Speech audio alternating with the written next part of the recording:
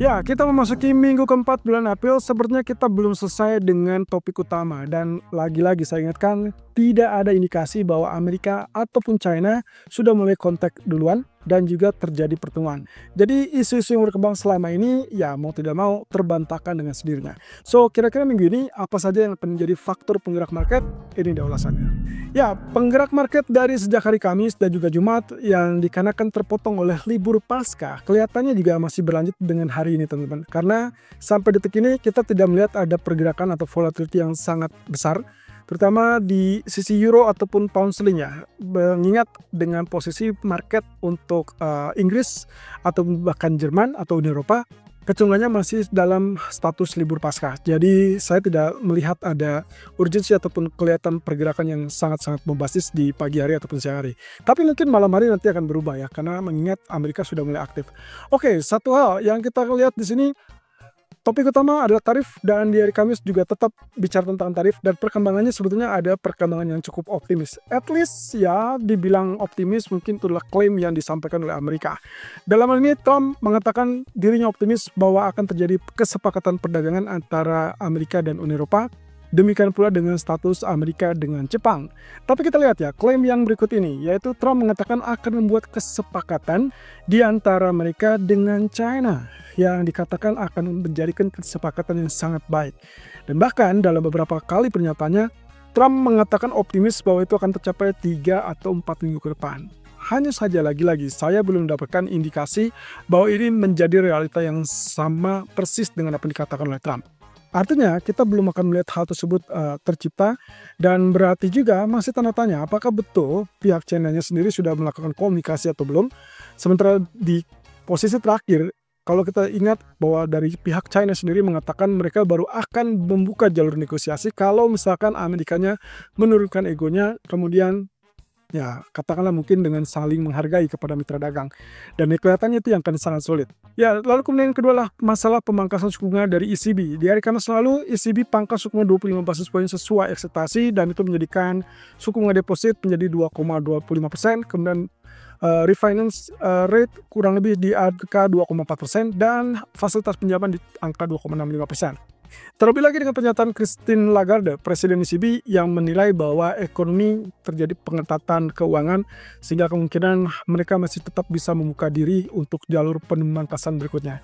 Artinya teman-teman, di pertemuan bulan Juni mungkin saja akan ada pemangkasan tambahan 25 basis poin, dan sejauh ini ekspektasi market atau implikasinya kurang lebih 75% untuk opportunity pemangkasan 25 basis poin kembali di bulan Juni.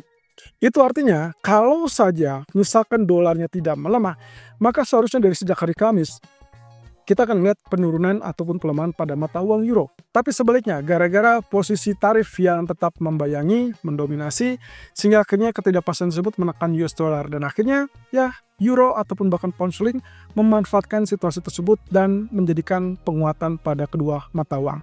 Nah, terakhir adalah terkait dengan isu ataupun rencana yang disampaikan oleh para pejabat Israel. Mereka sedang menyusun rencana kemungkinan akan melakukan penyerangan ke fasilitas-fasilitas nuklir Iran.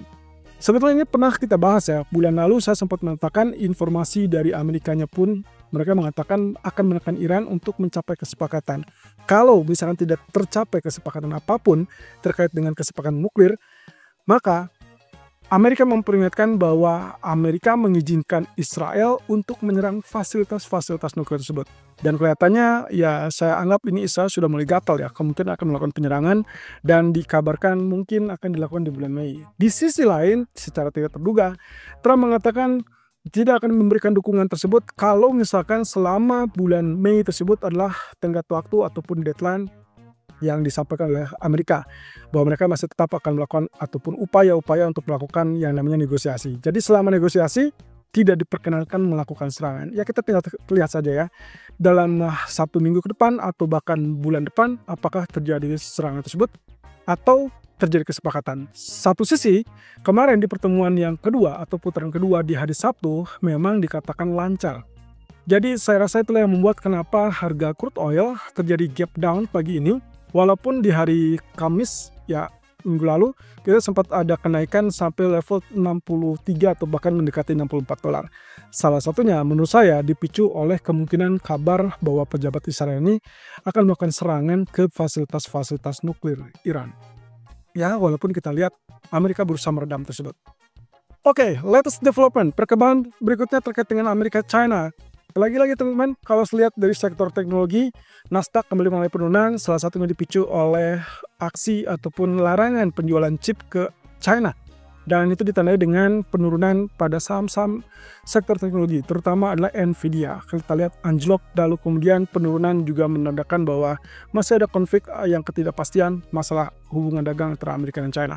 Yang kedua adalah masalah berikutnya. Ternyata bukan hanya ke masalah sektor perdagangan ataupun barang-barangnya saja, tapi untuk sektor jasanya. Ini kaitannya dengan kapal di pelabuhan yang didominasi oleh kapal-kapal dari China. Ya, USTR adalah lembaga yang memang berkompeten di Amerika sana untuk mengatur arus lalu lintas pelabuhan. Jadi dalam hal ini mereka merencanakan untuk mengenakan tarif, teman-teman. Jadi ada biaya-biaya yang harus dikeluarkan secara ekstra, termasuk semua yang berkaitan dengan kapal-kapal dari China. Include apa yang diangkut, apa yang katakanlah mungkin diantar dari pelabuhan tersebut, dan semua itu tujuannya adalah menekan China tentunya dan mengurangi dominasi China di kapal-kapal pelabuhan.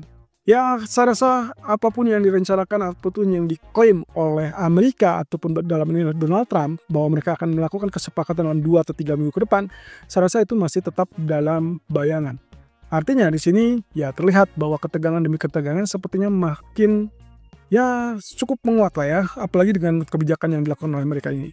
Jadi saya agak ragu kalau misalkan dikatakan di dalam beberapa media yang mengatakan Amerika sudah melunak, lalu kemudian China siap duduk bersama dan lain-lain. Itu hanyalah judul permukaan, karena paling utamanya adalah di antara keduanya, di antara Amerika dan China, sama sekali tidak ada konteks, sama sekali tidak ada saling menghubungi untuk membuka jalur ataupun menjadwalkan pertemuan antara Presiden Trump dan juga Presiden Xi Jinping. Jadi kira-kira apakah ini berarti dampak perang dagang masih terus memanas? Saya rasa itu yang akan terjadi, dan seminggu ke depan kita mungkin akan lihat Safe Haven akan terus bertindak kepada emas ataupun Japanese yen. Di lain sisi, ini kaitannya dengan lagi-lagi isu terkait dengan pemecatan Powell dari sisi ketua Fed ataupun Federal Reserve. Sepertinya isunya semakin kencang, apalagi dengan posisi terakhir kehadiran ataupun kemunculan Powell ya dalam 2 kali pertemuan terakhir memberikan indikasi bahwa Federal Reserve tidak dalam posisi terburu-buru, tergesa-gesa untuk melakukan perubahan kebijakan. Dalam ini adalah yang diharapkan oleh Trump. Tentunya kaitannya dengan pemangkasan suku bunga. Trump lagi-lagi menekankan dan juga mengkritik bahwa Powell terlalu lamban dan selalu lambat dalam membuat keputusan. Itulah sebabnya kenapa Trump mengatakan dia tidak senang dengan keputusan ataupun bahkan profil dari Powell itu sendiri. Padahal kita tahu Powell adalah ketua Fed yang ditunjuk oleh Trump dari periode pertama 2017. Jadi kalau kita lihat di sini ada hal yang mungkin akan sedang dipikirkan atau sedang disusun. Bahkan sampai detik ini kabarnya Trump selalu berdiskusi dengan para penasihatnya. Ya, ini kaitannya apakah perlu dilakukan pemecatan sebelum masa ataupun periodenya berakhir apa tidak. Periode untuk Powell sendiri itulah di bulan Mei 2026. Jadi kalau misalkan ada pemecatan, ya mungkin inilah posisinya. Scott Bessent nampaknya masih tetap konsisten, dia tidak setuju dengan pemecatan, apalagi inilah ketua Fed, termasuk juga sang calon yang akan diusung oleh Trump, yaitu Kevin Warsh. Kevin Warsh sendiri figurnya adalah sebagai mantan gubernur Fed, dan dari sejak bulan Februari yang lalu sudah sempat disinggung bahwa itu adalah sebagai calon pengganti atau suksesor dari Powell. Tapi pada dasarnya terjadi perpecahan di antara para penasihatnya Donald Trump.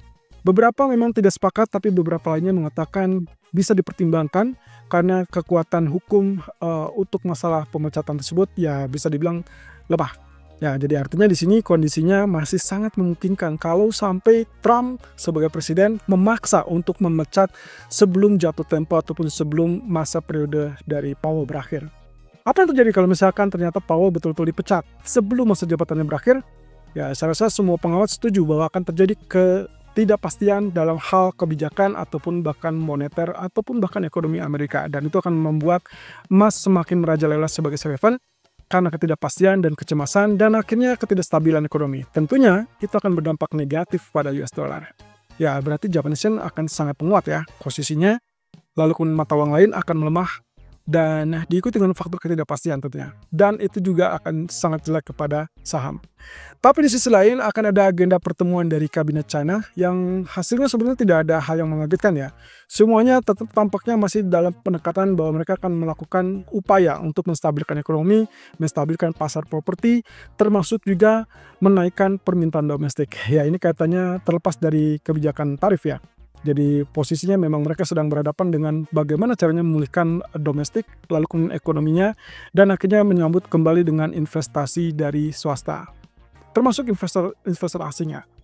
Nah, catatannya adalah kita akan mendapatkan pertemuan yang paling tinggi, badan legislatif tertinggi China itu akan bertemu di tanggal 27 sampai 30 April, berarti minggu depan. Dan itu adalah waktu di mana minggu depan kita akan mendapatkan data-data ekonomi yang sangat tingkat tinggi dari GDP Amerika, kemudian inflasi PCE Amerika, kemudian ada non-farm payroll Amerika, termasuk pertemuan BOJ yang akan dilakukan di tanggal 1 Mei mendatang. Sangat komplit dan itu yang kemungkinan akan menyetir ataupun memberikan pergerakan. Sementara untuk hari ini, kalau lihat dari data ekonomi kelihatannya Amerika cuma leading index saja. Sebetulnya ini tidak akan terlalu bergerak ya, atau tidak terlalu menggerakkan market. Tapi mungkin harus diwaspadai kalau misalkan angkanya negatif, artinya jelas di situ kondisi ekonomi sedang melambat. Dan harusnya kita akan lihat lagi dolar semakin melempem dan emas semakin melejit untuk gas langsung. Bahkan mungkin bisa saja 1 atau 2 hari ke depan lebih cepat dari perkiraan kita 3.400 akan muncul. Ya, ini dengan catatan minggu ini sebetulnya fokusnya kita tetap tertarik kepada perkembangan lanjutan dari hubungan Amerika ataupun China. Sementara data-data ekonomi lain seperti new home sales, kemudian PMI dari semua kawasan, dan termasuk retail sales Inggris, saya rasa itu akan menjadi faktor kedua.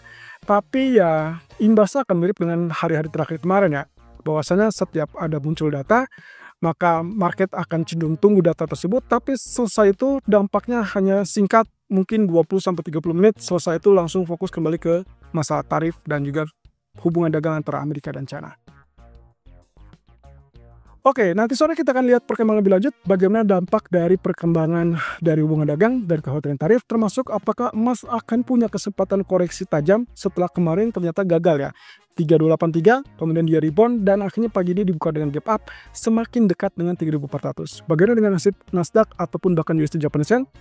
Nanti kita akan ketemu di live streaming sore ini.